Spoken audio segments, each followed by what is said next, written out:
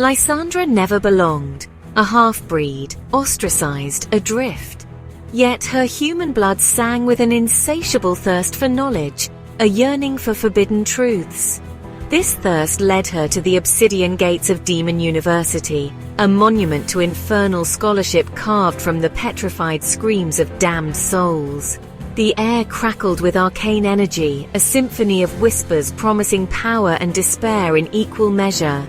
Above it all, the obsidian spire of the university pierced the crimson sky, a testament to ambition as much as to torment.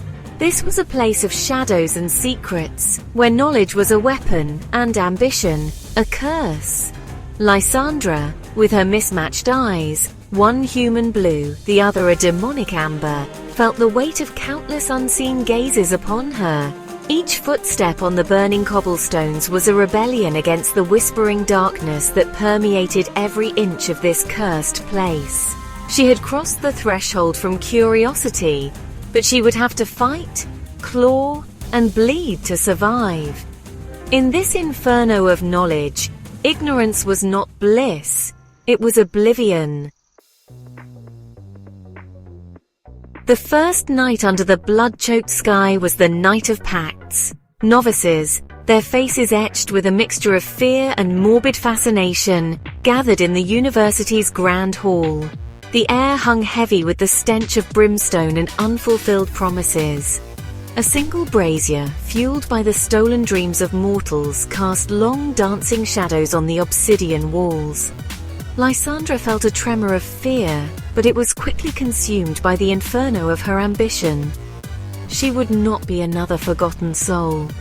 Each novice was presented with a contract, the parchment seared with infernal script that seemed to writhe and coil like living things.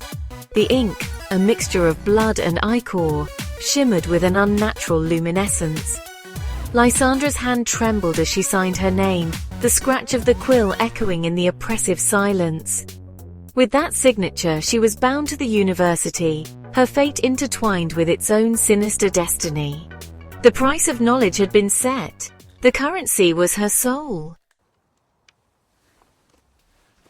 Days bled into weeks, each one a grueling trial.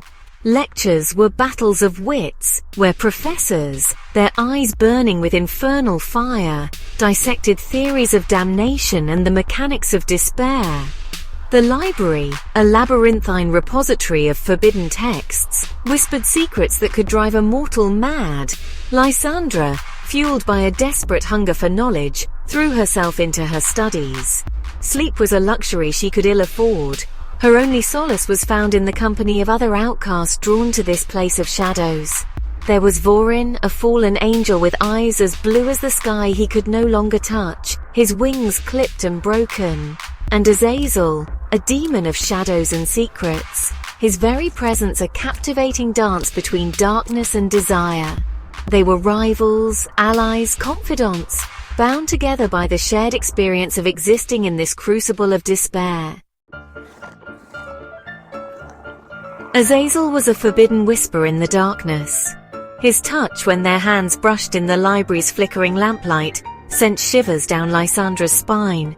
His eyes, pools of molten gold, held a depth of understanding that both terrified and enticed her. Their conversations, whispered in the hushed confines of the library, were a dangerous game, a dance on the edge of a razor. Love in this place of eternal damnation was a dangerous heresy.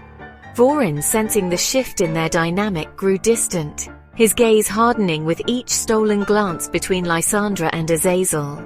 The angel, once a source of comfort and camaraderie, became a specter of his former self, his voice tinged with bitterness and betrayal. The bonds of their friendship, forged in the fires of shared adversity, began to fray. The serpent of jealousy had coiled itself around their hearts. The midterm exams were a carnival of horrors. Students, their minds pushed to the brink of madness, faced challenges designed to test the very limits of their endurance. Demons whispered insidious temptations, offering shortcuts and easy answers in exchange for the ultimate price, their souls. Lysandra, her mind a whirlwind of arcane equations and forbidden knowledge, fought tooth and nail. She would not break, she would not yield.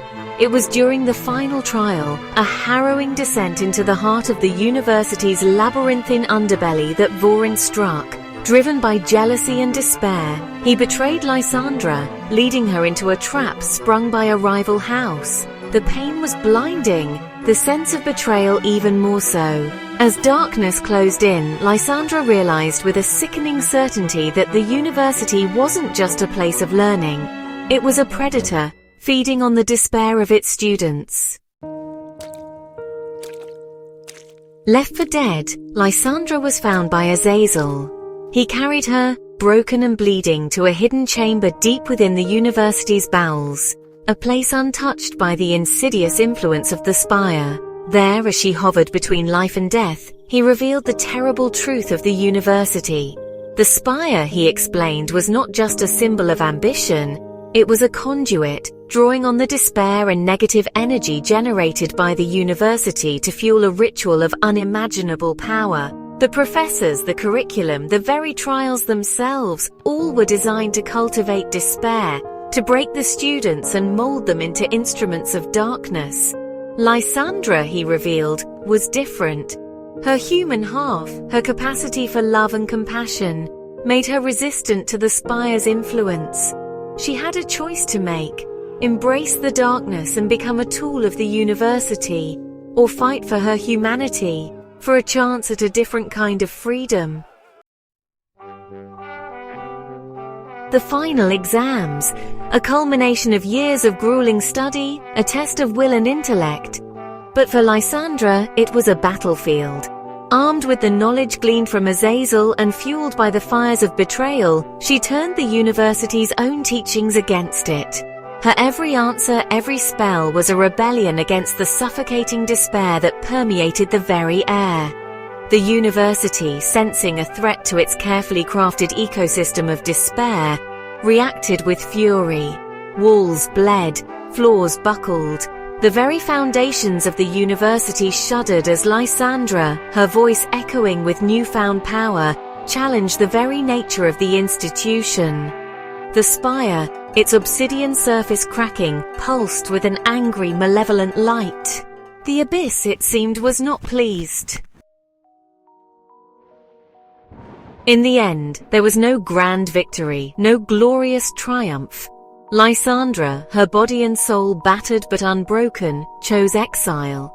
Hand in hand with Azazel, she walked away from the university, leaving behind the only home she had ever known. The obsidian gates slammed shut behind them, the sound echoing like the clang of a prison door. But this was not imprisonment, it was liberation.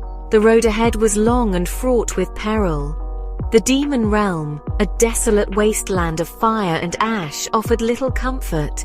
But Lysandra carried with her the most dangerous weapon of all: knowledge. And in the depths of her heart, a flicker of hope persisted. The hope that even in this inferno, even amidst the ruins of her dreams, she could forge her own path. The university still stood, a monument to ambition and despair. But the Spire, once a symbol of unyielding power, now lay shattered, its fragments scattered across the desolate landscape. The university's influence waned, its carefully cultivated ecosystem of despair disrupted. Whispers of Lysandra's rebellion spread like wildfire among the student body, a testament to the enduring power of defiance. Lysandra's story, whispered in hushed tones, became a cautionary tale, a reminder that even in the darkest depths of hell, a flicker of hope, a spark of rebellion can ignite a conflagration.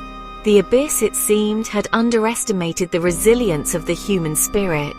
And in the echoes of damnation, a new story began to unfold.